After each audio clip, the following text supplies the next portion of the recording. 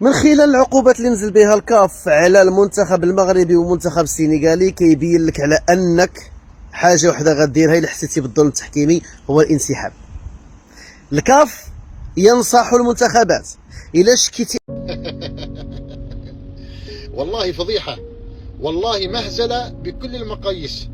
أنا أنصح الاتحاد الأفريقي بعدم السكوت حتى لو توصل الموضوع أو القصة هذه إلى الكاس. ما عندك للاسف هذا الشيء اللي كنا كنتسناو. غيلعبوا السنغال كوب دافريك الجاي وغيلعبوا كوب دي موند وداو الكاس، وشكون اللي يطلع كيفاش غنقولوا ساده هما حنا. اما دوك اللاعبين كانوا يخلوا والدين امهم يخرجوا يخرجوا ما يلعبوا. دابا قالت لكم الكافه الاخوان بكل وضوح، اللي بغى ينسحب في الفينال ينسحب 20 دقيقه 30 دقيقه، اللي بغى ينوضها، اللي بغى يهرس التيران، اللي بغى حرب اهليه نوضوا جد عند السابعه، باش جميع الناس ولا الجماهير يكونوا عارفين اش نخرج في هذا القرار هذا.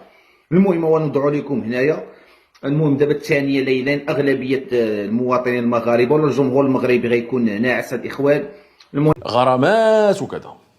اذا بغيتي تبين للعالم انك هنا كان العالم خصو يفهم واحد القضيه، انه ما قامت به. دابا شكون كبش الفداء هنا؟ راه هي الجزائر. شكون معك واضح؟ شفتي الجزائر الكاف خرج العقوبات ديالو على داكشي اللي طرا في كاس افريقيا. بصراحه هاد العقوبه كاع ما كانت متوقعه، وليت الجيبه ديالي اكثر. هو الكاف كاع ما صدر شي عقوبه بحق المنتخب السنغالي اللي خرج من التيران، واللي داير هاد الفتنه كامله موقفينو 5 الماتشات وعاطينو غرامه ماليه قيمتها 100,000 دولار. هذا راه خصو الحبس. العقوبات قدامك اهي. تحس ان السنغال هي اللي شكت المغرب، يعني السنغال هي اللي رفعت شكوى في الاتحاد الافريقي على المغرب. ليه؟ لان انت تبص كده على العقوبات. كرة القدم الأفريقية غادي تدخل في ظروف حرجة، فكان لابد أن ينعقد هذا اللقاء وبسرعة قصوى. الكاف تخذل المغرب وتجامل السنغال، وهذا غير مفهوم بعد تنظيم مغربي خرافي.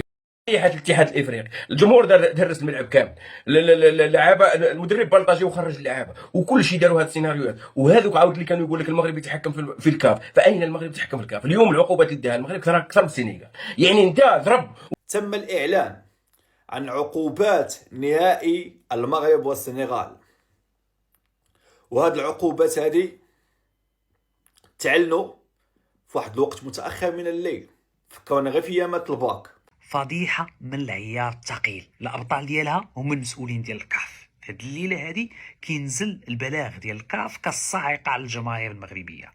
اتهمتونا باننا كنتحكموا في دواليب الكاف، اتهمتوا القجع انه كيتحكم في الرئيس ديال الكاف. اصدرت لجنه الانضباط بالاتحاد الافريقي لكره القدم عقوبات على كل من الاتحاد السنغالي لكره القدم والاتحاد الملكي المغربي لكره القدم وعدد من اللاعبين والمسؤولين.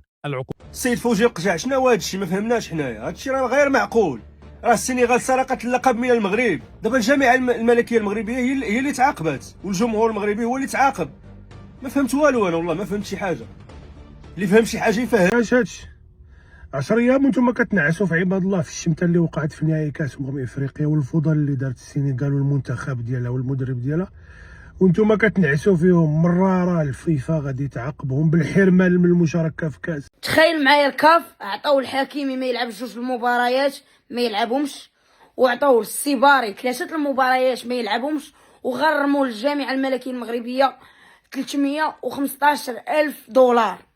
يعني